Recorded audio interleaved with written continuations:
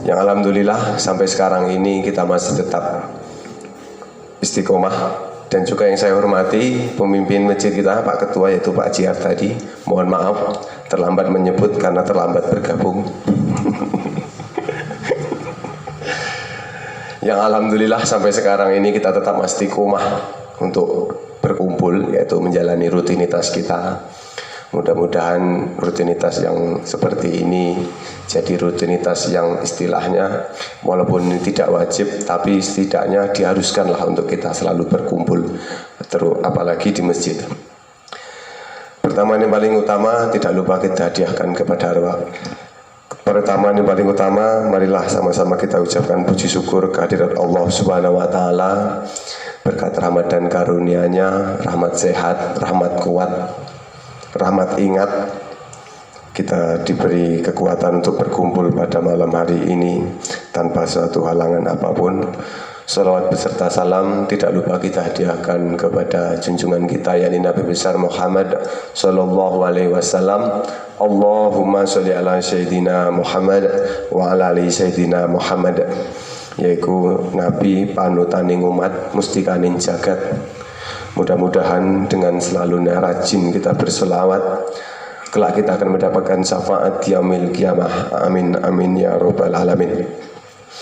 Bapak-bapak, saudara-saudara, keluarga besar Majelis Wirid Malam Jumat yang saya hormati, berketepatan pada malam hari ini wirid kita yaitu di Masjid Nurul Ikhlas, dan juga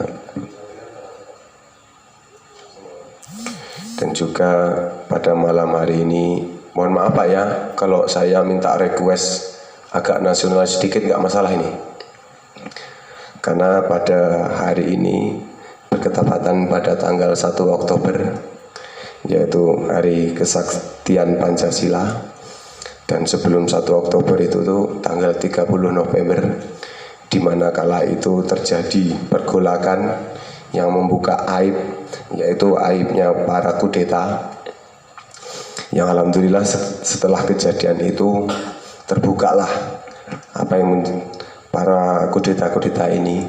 Dan dalam hari ini selain untuk hajat kita bersama, ya dimohonkan juga hajat kita untuk mengirim arwah para pemimpin, para jenderal, khusus yang di Jawa Timur tuh, para kiai, para alim ulama, dan juga santri, dan juga warga yang tidak bersalah yang dibantai oleh para komunis. Untuk tidak memperpanjang mukadimah, marilah sama-sama saya serahkan wirid kita ini kepada kebijaksanaannya Bapak Ustadz Ahmad Salimun untuk memimpin wirid kita. Tapi sebelumnya kita mulai, marilah sama-sama kita membaca basmalah. Bismillahirrahmanirrahim. Dengan keikhlasan kita, wirid saya serahkan kepada Bapak Ustadz Ahmad Salimun. Waktu dan tempat saya persilahkan.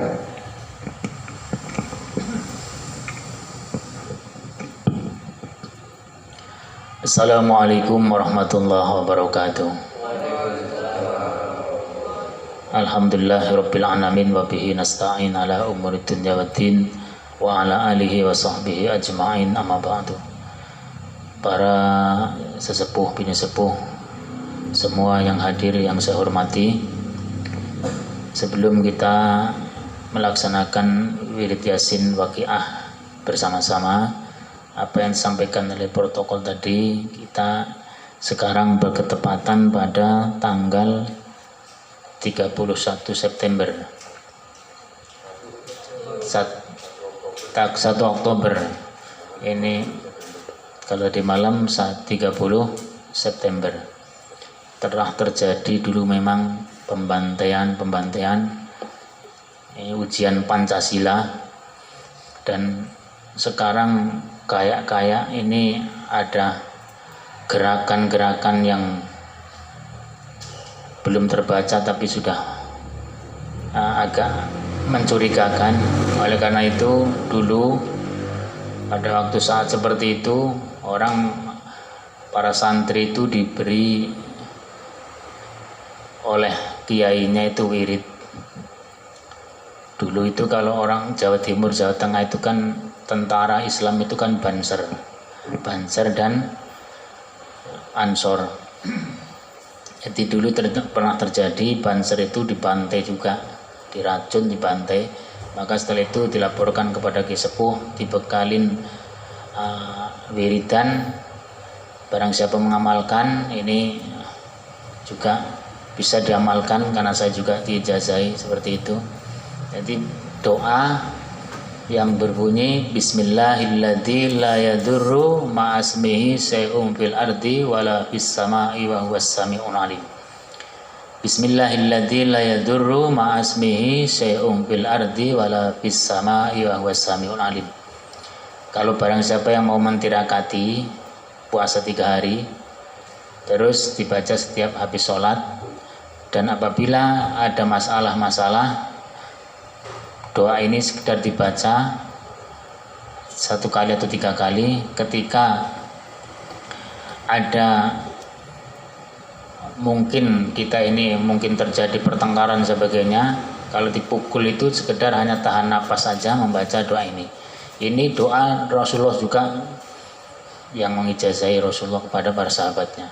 Dan ini kalau orang NU itu mengijazahi Bansernya seperti itu. Kebanyakan itu untuk apa saja itu, tinggal dari mana dia mendapatkan ijazahnya. Beda kiai beda, ada yang ijazahnya tetap seperti itu, doanya Bismillahilladzi la yadurru ma'asmihi syai'un fil ardi wala fis sama'i wa huwas samiul alim, tapi bisa untuk lembu sekilan. Terus kiai yang lain lagi bisa untuk tidak mempan racun, dan kiai yang lain lagi bisa untuk menahan pukulan dan sebagainya. Tapi yang intinya kalau kita mau menguasai doa itu silakan. Kalau yang dari saya ijazahkan kepada semua yang mau. Jadi sekedar aja untuk tingkatan awal itu dibaca aja. Setiap habis sholat kita baca Bismillahilladzi la yadurru ma'asmihi syai'un fil ardi wala fis sama'i wa huwas sami'ul alim 3 kali. Kalau yang mau silahkan. Kalau mau mentirakati ya nanti hubungi saya lagi. Lain lagi nih kalau mau mentirakati, kalau ada mentirakati, memang doa ini bisa dites juga bagi orang yang punya. Ini kalau ada yang mentirakati bisa juga bisa dites doa itu. Yang doa itu bekal Banser itu biasanya doa itu dan lain-lain. Ada doanya Nabi Khidir juga ada, cuma satu aja dulu itu. Doa itu dihafalkan, dicari banyak itu. Bismillahilladzi la yadurru ma'asmihi syai'un fil ardi wala fis sama'i wa huwas sami'ul alim. Itu silakan dihafalkan dulu, nanti kalau mau mengamalkan bisa nanti menghubungi saya lagi. Saya kira itu, mari kita sama-sama baca Yasin, Waqiah dan Tahlil yang niatnya untuk pertama untuk hajat kita semua, yaitu mengirim doa para saudara-saudara kita, leluhur-leluhur kita yang telah mendahului kita. Mudah-mudahan Allah mengampuni dosanya, menerima amal baiknya dan menempatkan di tempat yang selayaknya. Amin ya rabbal alamin. Dan hajat kita, baik hajat dunia maupun akhirat, ketenangan jiwa, mungkin hajat-hajat yang lain kita mohon aja kepada Allah. Nanti wasilah baca Yasin, nanti di dalam bacaan innama amru idza arada syai'an kita niatkan untuk hajat kita masing-masing. Kemudian dilapat nanti ketika membaca Fatihah, dilapat iyyaka na'budu wa iyyaka nasta'in, juga kita niatkan lagi untuk hajat kita masing-masing. Sementara doa bacaan Yasin dan Tahlil serta Waqiah juga bisa kita transferkan kepada saudara-saudara kita yang telah meninggal dunia. Mumpung malam Jumat ini para arwah ada yang diizini oleh Allah untuk menengok, melihat saudara-saudaranya yang ada yang masih hidup. Maka kalau kita membaca Yasin, membaca Tahlil, kita hadiahkan para arwah saudara kita ini senang, dan kita pun didoakan. Entah doanya bagaimana, itu dia mendoakan kepada kita. Nah, mungkin kesusahan kita bisa diobati dengan, karena dia bisa melihat kita nggak bisa melihat dia, karena dia arwah, tapi arwah itu bisa sekali-kali diizini oleh Allah, diizinkan. Mudah-mudahan arwahnya tidak begitu banyak kesulitan sehingga bisa melihat kita, mendatangi kita. Jadi kita sama-sama doakan, mudah-mudahan doa kita diijabah oleh Allah SWT, dan kiriman Fatihah, tahlil dan doa kita hadiahkan juga disampaikan oleh Allah kepada arwah semua yang kita kirim, terutama juga mengirim ruh Nabi kita Muhammad SAW untuk tabarukan dan juga mengharap syafaat. Mudah-mudahan Allah SWT menjadikan kita umatnya yang kuat beribadah, kuat iman Islamnya, mampu menghadapi tantangan zaman yang memang zaman ini sangat sulit diprediksi. Mudah-mudahan kita selalu dijaga oleh Allah SWT, dan mudah-mudahan kita selalu diselamatkan dari segala macam bencana dunia dan bencana akhirat. Amin ya rabbal alamin. Mari kita sama-sama awali dengan istighfar bersama. Mudah-mudahan Allah mengampuni dosa kita dan mengijabah doa kita bersama. Astaghfirullahaladzim alladzi la ilaha illa huwal hayyul qayyum wa atubu ilaih. Astaghfirullahaladzim alladzi la ilaha illa huwal hayyul qayyum wa atubu ilaih. Astaghfirullahaladzim alladzi la ilaha illa huwal hayyul qayyum wa atubu ilaih. Ila hadratin Nabil Mustafa Muhammadin sallallahu alaihi wasallam wa ala alihi wa ashabihi wa azwajihi wa dzurriyyatihi wa ahli baiti ajmain. Sa'ulillahi lahumul Fatihah. A'udzu billahi minas syaitonir rajim. Bismillahirrahmanirrahim. Alhamdulillahi rabbil alamin. Arrahmanir rahim. Maliki yaumiddin. Iyyaka na'budu wa iyyaka nasta'in. Ihdinas siratal mustaqim. Siratal ladzina an'amta 'alaihim ghairil maghdubi 'alaihim waladdallin. ثم إلى أرواح آبائه وإخوانه من الأنبياء والمرسلين وإلى الملائكة المقربين والقربين والشهداء والصالحين ولكل نسب كل وإلى أبينا آدم وأمنا حواء ومتى نسل بالمدين ثم إلى أرواح ساداتنا وموالينا إمامنا أبي بكر وعمر وعثمان وعلي وإلى بقية الصحابة القربات والتابعين والتابعين تابعين لهم بإحسان يوم الدين ثم إلى أرواح أئمة الأربعة المجتهدين ومقلدين بالدين والعلماء الراشدين والقراء المخلصين وأهل التفسير والمحدثين وسائر السادات الصوفية المعقين وإلى أرواح كل والي ووالية مسلم وسمات مسارك العدل ما غربها من يمين إلى شمال أشياء لله لهم الفاتحة. أعوذ بالله من الشيطان الرجيم. بسم الله الرحمن الرحيم. الحمد لله رب العالمين الرحمن الرحيم مالك يوم الدين. إياك نعبد وإياك نستعين. اهدنا الصراط المستقيم صراط الذين أنعمت عليهم غير المغضوب عليهم ولا الضالين. ثم إلى روي جميع المسيحنا جميع أستاذنا جميع الجزاني والمكان حربا لحضرة سي أحمد بن الحضرة سعد ربي وإلى روي جميع أهل سلسلة القدرية ونقشبندية ولجميع أهل الطرق وسن سلطان عبد القادر الجيلاني قدس أبي القاسم جنيد البغدادي وسيدي معروف الكرهي وسيدي سير السنقضي وسيدي صحابي بلا جميع وسيدي حسن البصري وسيدي جعفر الصادق وسيدي يوسف الحمداني وأبي ياسين البستمي وسيدي سيد نقشبندي الحضري بن محمد بن أحمد بن سامر وسيدي سيد الحق الشبوتي بن شبت الكريم بندن وسيدنا المكرم عبد المبارك بن محمد وسيدنا شعيب الأبد الجلالي وأصولهم وفروعهم وأهل السلسلة والآخرين عنهم سيقول الله لهم الفاتحة. أعوذ بالله من الشيطان الرجيم. بسم الله الرحمن الرحيم. الحمد لله رب العالمين الرحمن الرحيم مالك يوم الدين. إياك نعبد وإياك نستعين. اهدنا الصراط المستقيم صراط الذين أنعمت عليهم غير المغضوب عليهم ولا الضالين. الفاتحة إلى حضرة جميع أرواح أهل القبور من حضروا في هذا المجلس من آبنا وأمنا وجدنا وعين على إلى حضرة أرواح أهل القبور في سبيل الله في هذا البلدة إندونيسيا وبر الله دنيتنا بأمن درجة في الجنة بسر الفاتحة. أعوذ بالله من الشيطان الرجيم. بسم الله الرحمن الرحيم. الحمد لله رب العالمين الرحمن الرحيم مالك يوم الدين. إياك نعبد وإياك نستعين. اهدنا الصراط المستقيم صراط الذين أنعمت عليهم غير المغضوب عليهم ولا الضالين. آمين.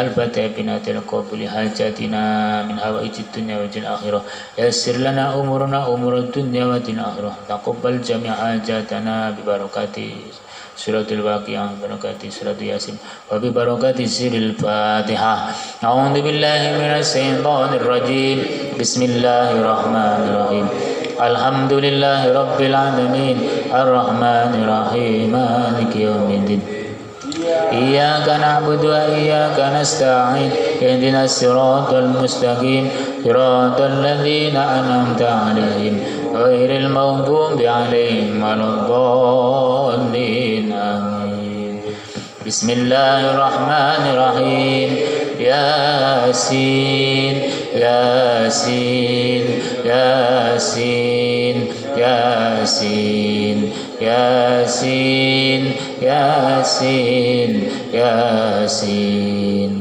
والقرآن الحكيم إنك لمن المرسلين على صراط مستقيم تنزيل العزيز الرحيم لتنذر قوما ما أنذر آباؤهم فهم غافلون لقد حق القول على أكثرهم فهم لا يؤمنون إنا جعلنا في أعناقهم أغلالا فهي إلى الأذقان فهم مقمحون وجعلنا من بين أيديهم سدا ومن خلفهم سدا فأغشيناهم فهم لا يبصرون وسواء عليهم أنذرتهم أم لم تنذرهم لا يؤمنون إنما تنذر من اتبع الذكر وخشي الرحمن بالغيب فبشره بمغفرة وأجر كريم إنا نحن نحيي الموتى ونكتب ما قدموا وآثارهم وكل شيء أحصيناه في إمام مبين واضرب لهم مثلا أصحاب القرية إذ جاءها المرسلون إذ أرسلنا إليهم اثنين فكذبوهما فعززنا بثالث فقالوا إنا إليكم مرسلون قالوا ما أنتم إلا بشر مثلنا وما أنزل الرحمن من شيء إن أنتم إلا تكذبون قالوا ربنا يعلم إنا إليكم لمرسلون وما علينا إلا البلاغ المبين قالوا إنا تطيرنا بكم لئن لم تنتهوا لنرجمنكم وليمسنكم منا عذاب أليم قالوا طائركم معكم وإن ذكرتم بل أنتم قوم مسرفون وجاء من أقصى المدينة رجل يسعى قال يا قوم اتبعوا المرسلين اتبعوا من لا يسألكم أجرا وهم مهتدون وما لي لا أعبد الذي فطرني وإليه ترجعون أأتيت من دونه آلهة يردني الرحمن بضر لا تغني عني شفاعتهم شيئا ولا ينقذون إني إذا لفي ضلال مبين إني آمنت بربكم فاسمعون قيل ادخل الجنة قال يا ليت قومي يعلمون بما غفر لي ربي وجعلني من المكرمين وما أنزلنا على قومه من بعدي من جند من السماء وما كنا منزلين إن كانت إلا سعة واحدة فإذا هم خامدون يا حسرة على العباد ما يأتيهم من رسول إلا كانوا به يستهزئون ألم يروا كم أهلكنا قبلهم من القرون أنهم إليهم لا يرجعون وإن كل لما جميع لدينا محضرون وآية لهم الأرض الميتة أحييناها وأخرجنا منها حبا فمنه يأكلون وجعلنا فيها جنات من نخيل وأعناب وفجرنا فيها من العيون ليأكلوا من ثمره وما عملت أيديهم أفلا يشكرون سبحان الذي خلق الأزواج كلها مما تنبت الأرض ومن أنفسهم ومما لا يعلمون وآية لهم الليل نسلخ منه النهار فإذا هم مظلمون والشمس تجري لمستقر لها ذلك تقدير العزيز العليم ذلك تقدير العزيز العليم ذلك تقدير العزيز العليم ذلك تقدير العزيز العليم ذلك تقدير العزيز العليم ذلك تقدير العزيز العليم ذلك تقدير العزيز العليم ذلك تقدير العزيز العليم ذلك تقدير العزيز العليم ذلك تقدير العزيز العليم ذلك تقدير العزيز العليم ذلك تقدير العزيز العليم ذلك تقدير العزيز العليم ذلك تقدير العزيز العليم والقمر قدرناه منازل حتى عاد كالعرجون القديم لا الشمس ينبغي لها أن تدرك القمر ولا الليل سابق النهار فكل في فلك يسبحون وآية لهم أنا عملنا ذريتهم بالفلك المسحون وخلقنا لهم من مثله ما يركبون وإن سنغرقهم فلا صريخ لهم ولا هم ينقذون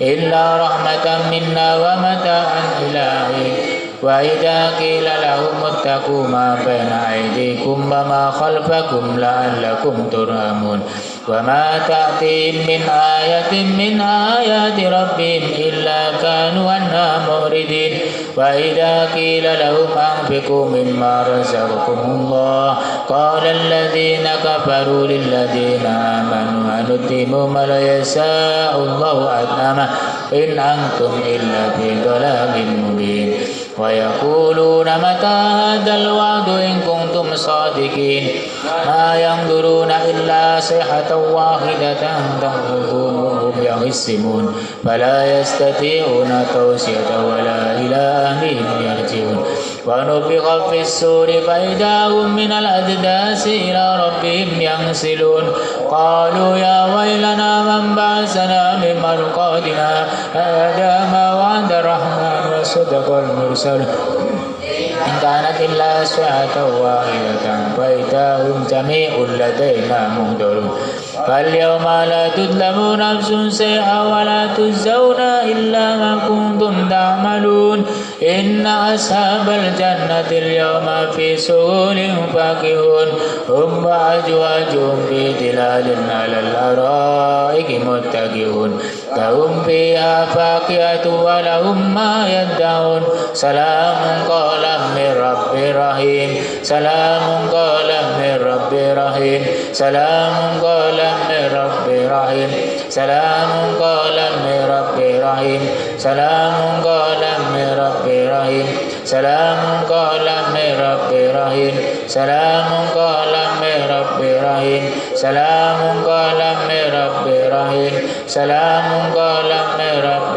رحيم سلام قولا من رب رحيم سلام قولا من رب رحيم سلام قولا من رب رحيم سلام قولا من رب رحيم سلام قولا من رب رحيم سلام قولا من رب رحيم سلام قولا من رب رحيم فامتازوا اليوم أيها المجرمون ألم أعهد إليكم يا بني آدم ألا تعبدوا الشيطان إنه لكم عدو مبين وأن اعبدون هذا صراط مستقيم ولقد أضل منكم جبلا كثيرا أفلم تكونوا تعقلون هذه جهنم التي كنتم توعدون اصلوها اليوم بما كنتم تكفرون اليوم نختم على أفواههم وتكلمنا أيديهم وتشهد أرجلهم بما كانوا يكسبون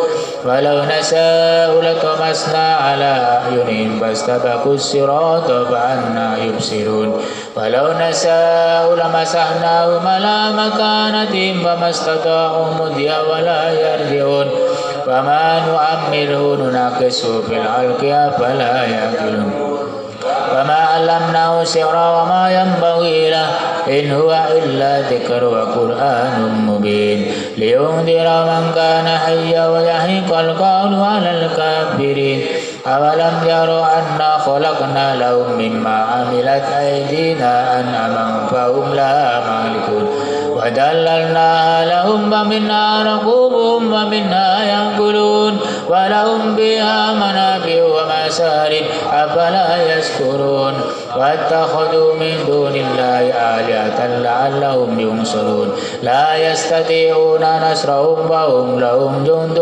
محضرون ولا يحزنك قولهم إنا نعلم ما يسرون وما يعلنون أولم يرى الإنسان أنا خلقناه من نطفة فإذا هو خصيم مبين وضرب لنا مثلا ونسي خلقه قال ما يحيي العظام وهي رميم قل يحيي الذي أنشأها أول مرة وهو بكل خلق عليم الذي جعل لكم من الشجر الأخضر نارا فإذا أنتم منه توقدون أوليس الذي خلق السماوات والأرض بقادر على أن يخلق مثلهم بلى وهو الخلاق العليم أوليس الذي خلق السماوات والأرض بقادر على أن يخلق مثلهم بلى وهو الخلاق العليم أوليس الذي خلق السماوات والأرض بقادر على أن يخلق مثلهم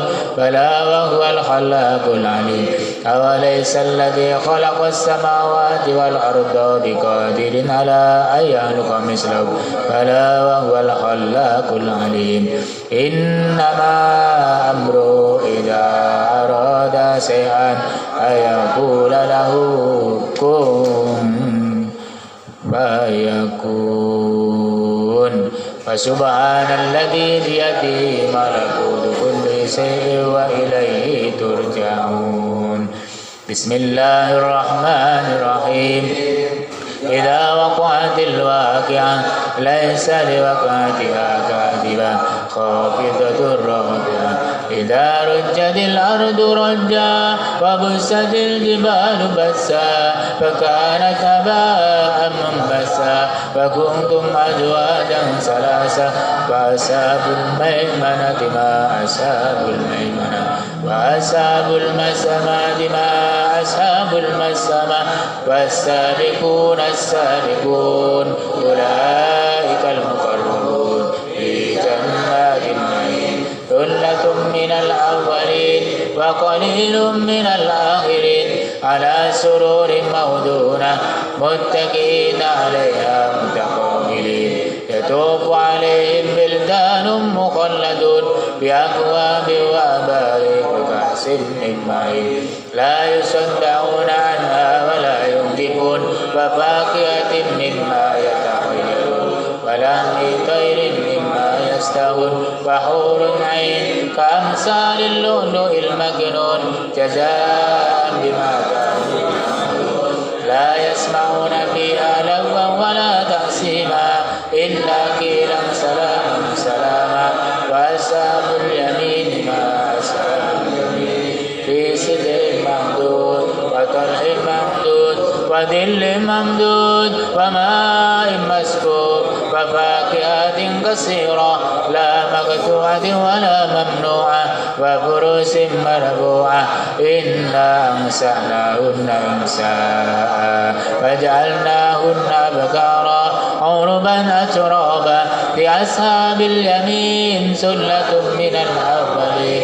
وسلة من الآخرين وأصحاب الشمال ما أصحاب الشمال في سموم وحميم وذل من يهموم لا بارد ولا كريم إنهم كانوا قبل ذلك مترفين فكانوا يسرون على الإنس العظيم وكانوا يقولون إذا متنا وكنا ترابا وعظاما أئنا لمبعوثون أو آباؤنا الأولون قل إن الأولين والآخرين لمجموعون إلى ميقات يوم معلوم ثم إنكم أيها الضالون المكذبون لآكلون من شجر من زقوم فمالئون منها البطون فشاربون عليهم من الحميم فشاربون شرب الهيم هذا نزلهم يوم الدين نحن خلقناكم فلولا تصدقون أفرأيتم ما تمنون أنتم تخلقونه أم نحن الخالقون نحن قدرنا بينكم الموت وما نحن بمسبوقين على أن نبدل أمثالكم وننسيكم فيما لا تعلمون